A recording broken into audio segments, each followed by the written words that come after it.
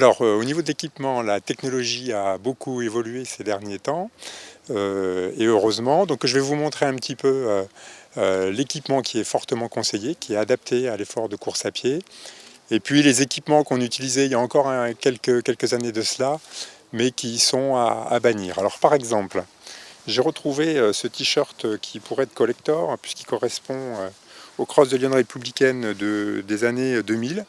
Voilà ce type de t-shirt que nous récupérions à la fin des courses et qu'on portait également pendant les courses.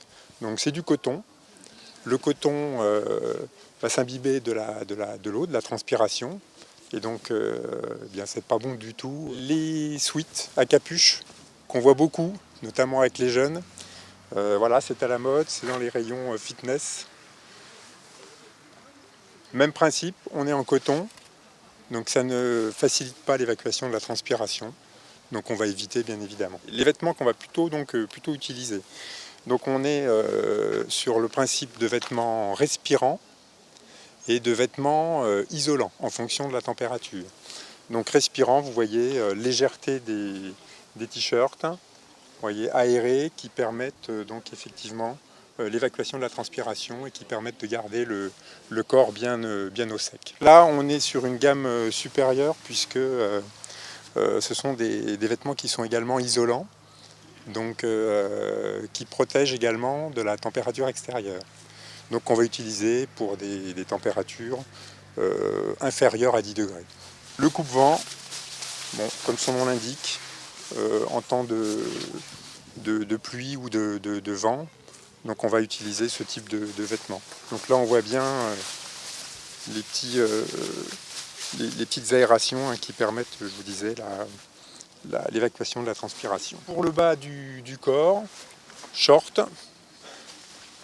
cuissard et puis collant.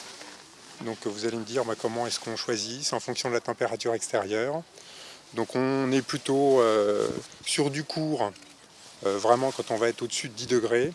Et quand on est en dessous de 10 degrés, on va plutôt privilégier manches longues. Et si on est sur la course, également short ou cuissard. Le collant, c'est vraiment réservé pour des températures inférieures à 5 degrés. Les chaussures, les baskets. Donc quand on parle de cross, on parle de chaussures à pointe, qu'on va appeler également pointe. Alors vous voyez, ce sont des chaussures avec des pas de vis sur lesquelles on va visser des pointes, voilà, qui permettent de bien accrocher sur le terrain gras. Alors ça, c'est préconisé pour les coureurs voilà, qui ont l'habitude de ce type d'effort. Ce qu'il faut savoir, c'est qu'il y a très peu d'amortis. Ce sont des chaussures qui sont extrêmement légères et donc qui ne sont absolument pas conseillées pour des débutants. Alors d'autant plus que pour le cross, là on est plutôt sur une course sur un terrain mixte, beaucoup de routes.